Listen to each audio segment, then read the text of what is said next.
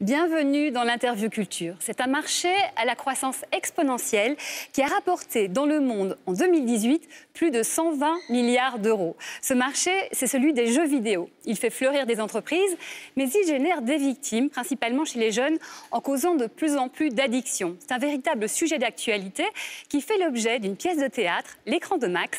Et pour nous en parler, nous recevons Cécilia Mazur et Tony Harrison. Bienvenue. Bonjour. Bonjour. Cécilia, vous êtes l'auteur, Tony, vous êtes le metteur en scène de cette pièce. L'écran de Max, Cécilia, ça raconte quoi ? Alors, c'est l'histoire d'un jeune adolescent qui, suite à une blessure au genou et à un échec amoureux, eh bien, il se renferme complètement et il fonce tête baissée dans les jeux vidéo. Et la pièce montre jusqu'où on peut aller, en fait, à cause de cette addiction. Voilà, une addiction. Alors, le jeune Max, il est joué par Titouan Laporte, qu'on va retrouver dans la saison 3 de Tandem sur France 3 bientôt. Titouan, il expliquait qu'il ne jouait pas du tout les jeux vidéo avant cette pièce. Il s'y est mis pour s'y préparer et il a effectivement ressenti cette addiction. C'est quoi cette addiction, Tony ? Effectivement, il faut savoir que les jeux vidéo sont très bien faits. Un jeu vidéo coûte en moyenne, en tout cas pour ceux qui marchent le plus, 180 millions d'euros. C'est pour vous dire à quel point il y a un degré de perfectionnisme sur la manière de faire le jeu vidéo.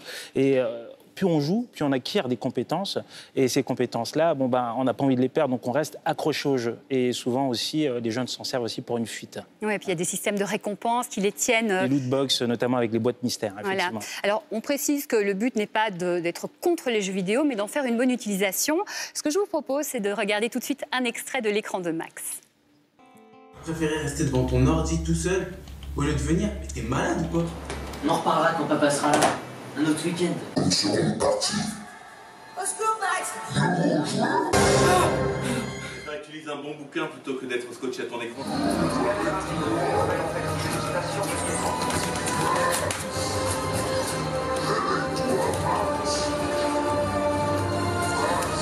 Vivre une expérience unique, incroyable, exceptionnelle. Tu peux jouer avec moi. Moi, c'est Eddie. Salut Eddie. Toi, allume la télé. Et après, tu vas avoir besoin d'acheter des armes et puis des astuces pour débloquer des mondes. Il y a toujours des tas de trucs à acheter sur ça. Sérieux, mec, c'est sans fin. Max, Ouais. ne me laisse pas tomber. Joue encore un peu. Ok, c'est là. C'est ma chambre, ok? Tu dégages, t'as rien à faire là! Je te hais! Cécilia, qu'est-ce qui vous a donné envie d'écrire cette pièce ? Eh bien, en tant que professeur, j'ai constaté qu'il y avait certains de mes élèves, et ils étaient de plus en plus nombreux et de plus en plus jeunes, à venir le matin fatigués, somnolents. Alors, je suis carrément allée leur demander pourquoi ils étaient dans cet état-là. Et c'est là que j'ai découvert qu'ils jouaient souvent très tard. Et puis, je me suis dit, mais que font les parents ? Et en cherchant, c'est beaucoup plus complexe que l'on peut croire. Ouais. Et du coup, je me suis dit, il faut absolument que j'écrive sur ce thème-là. Il faut que je leur donne quelque chose qui les intéresse, qui les attire, mais pas par l'écran, du coup, parce que si j'écrivais sur l'écran, c'était pas pour... Oui, et donc, c'est pas... Les renvoyer à l'écran, c'était pas la Exactement, solution. c'est pas la Le solution. but, c'est de comprendre, de sensibiliser. D'ailleurs, Tony, donc la pièce, à l'issue de la pièce, il y a souvent des débats qui sont organisés avec un addictologue, mais au-delà de ça, il y a tout un dispositif autour de l'écran de Max. Effectivement, la pièce est une ouverture à 360 degrés vers un programme de sensibilisation qui comporte un court-métrage, des débats bord plateau, des animations en établissement scolaire, collège et lycée. Et c'est une manière de sensibiliser, bien entendu, aussi avec un livret pédagogique de 44 pages qu'on met à disposition des adultes encadrants et des établissements scolaires. Ouais.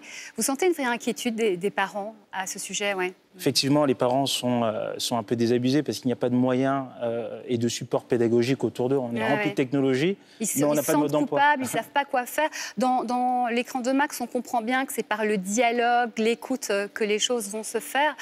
Moi, je vous conseille vraiment d'aller voir cette pièce. C'est au studio Héberto, l'écran de Max. Les jeunes, ils réagissent comment à cette pièce ? Ils sont très, très contents et puis ils se reconnaissent vraiment. Alors, bon, à la fin, ils disent « Madame, c'est vraiment aller très, très loin », mais vraiment, ils s'identifient au personnage. Donc, ouais. J'ai discuté avec des petits jeunes à la sortie et ils connaissent tous quelqu'un qui a ce problème, mais c'est jamais eux. Oui, mais ça, ils diront jamais, mais c'est normal parce que c'est un petit peu complexe. Merci beaucoup. On va en rester là, vraiment aller voir cette pièce. Il y a des débats, regardez sur Internet. Suivez-nous.